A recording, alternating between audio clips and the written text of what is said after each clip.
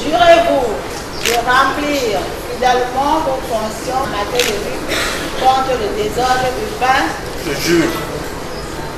En prêtant serment ce 7 septembre au tribunal de première instance de Bonandio, ces agents communaux de la mairie d'arrondissement de Douala 1er, triés sous la Select, s'engagent à remplir fidèlement leurs fonctions conformément aux lois et règlements de la République applicables en matière de désordre urbain. Après la présentation du profil de ces administrateurs, le procureur de la République auprès du tribunal de première instance, qui officia pour le compte du ministère public, a rappelé aux élus du jour la tâche qui leur est désormais assignée. Il n'a pas manqué de fustiger les mauvaises pratiques devenues légion dans le milieu communal camerounais et qui consistent pour la plupart à la répression des populations. Conscients du défi et de la lourde charge qui leur incombe désormais, ces agents communaux entendent redoubler d'efforts. Nous devons passer à la vitesse supérieure.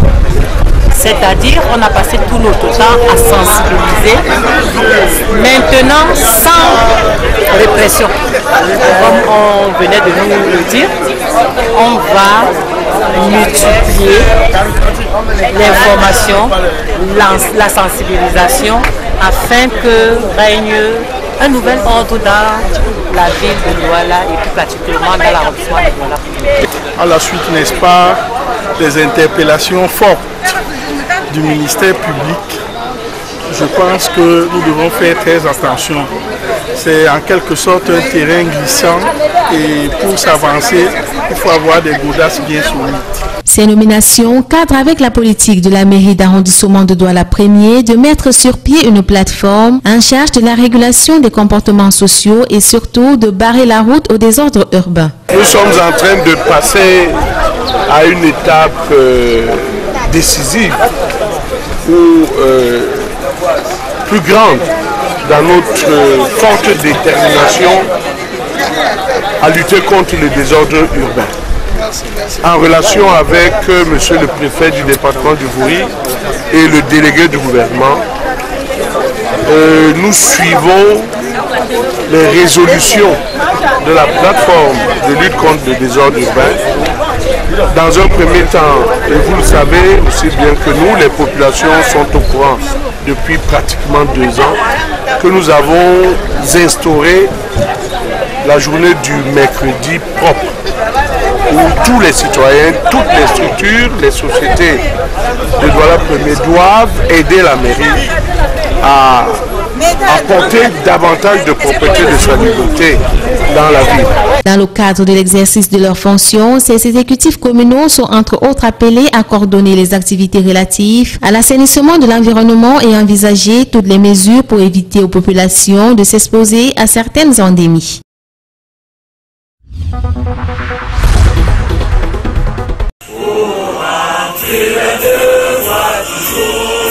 Il ressort des travaux de la 2e session ordinaire du conseil municipal de la commune de Douala 2e consacrée à l'évaluation du budget à mi-parcours de l'exercice 2016 que les recettes effectivement recouvrées au 30 juin 2016 s'élèvent à 1 225 930 francs CFA, soit un taux de réalisation de 45,1% contre 760 589 974 francs CFA, soit 27,99% de dépenses engagées. De quoi voir une augmentation de 304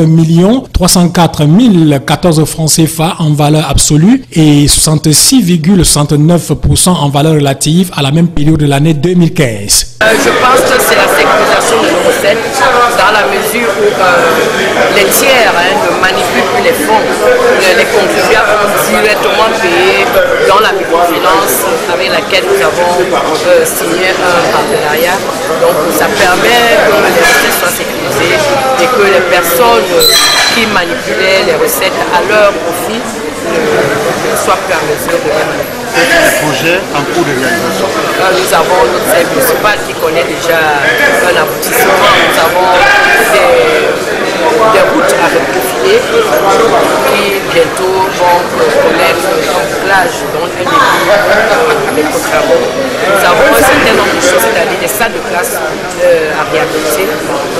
pensons que d'ici décembre, nous allons réaliser nos projets à près de 90%. Cette volonté d'améliorer les recettes a été saluée par le premier adjoint préfectoral qui, dans son allocution de circonstance, a félicité l'exécutif communal pour ce partenariat avec ses microfinances. Une opération qui va en droite ligne d'une gestion prudente des recettes. Avant de clôturer les travaux, le maire a non seulement félicité la jeune équipe de la cellule d'informatique qui a mis sur pied cet outil permettant à la mairie de sécuriser ses recouvrements, mais aussi les forces du maintien de l'ordre qui les accompagnent dans cette tâche.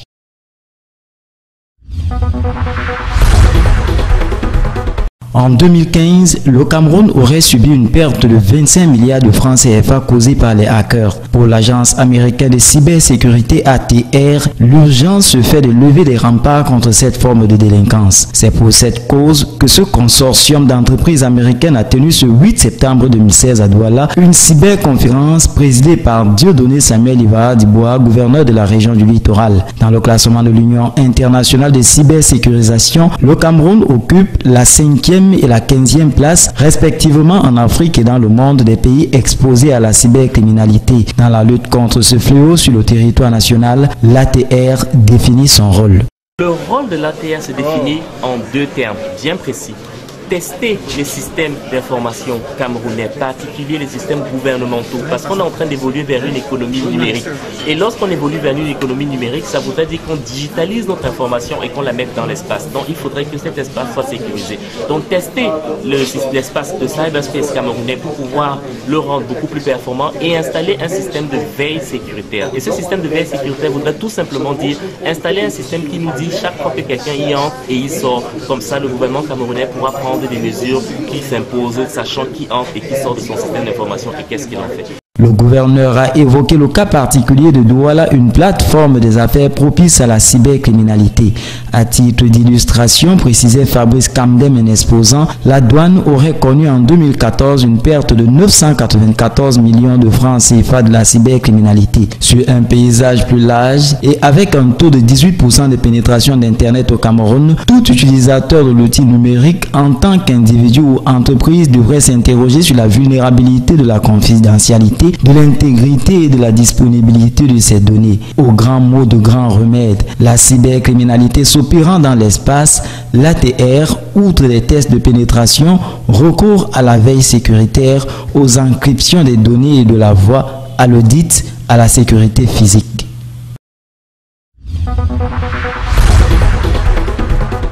Le Cameroun s'active ardemment au remboursement de sa dette publique. Le pays vient d'éponger 483 milliards de francs CFA sur une dette publique qui se chiffre à 4 754 milliards de francs CFA au 31 juillet 2016. Un montant rendu public par la Caisse autonome d'amortissement du Cameroun, CAA. Au regard de tout ceci, le Cameroun envisage tenir ses engagements auprès de ses créanciers. Aussi, de janvier à juillet 2016, lors du lancement des activités du Comité national de la dette publique CNDP le 30 août 2016, il ressort que le cumul de la dette publique réglée par l'État s'élève à près de 483 milliards de francs CFA.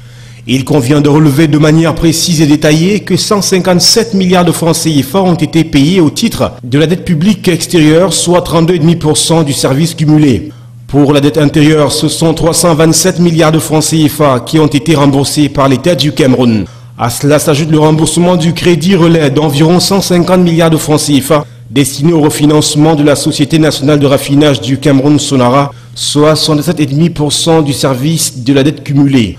Pour mémoire, c'est le 10 février 2015 que l'État du Cameroun avait signé une convention de crédit relais avec un consortium de 4 banques camerounaises dont la BGFI Bank en tête, suivie de la Société Générale, Afriland First Bank et Ecobank, d'un montant de 150 milliards de francs CFA.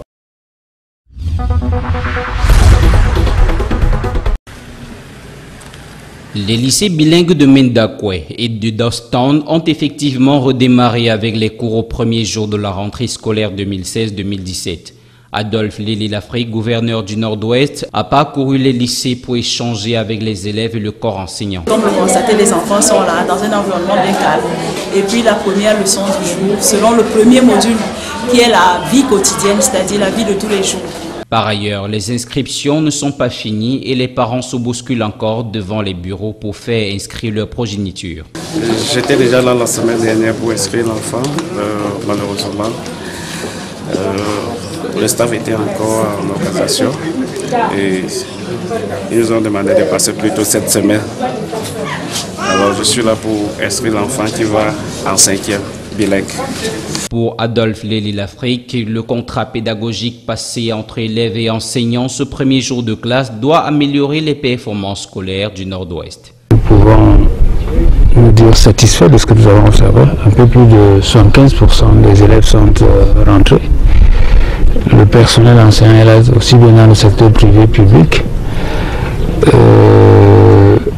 Nous suivons également la situation dans les départements sous le contrôle des préfets.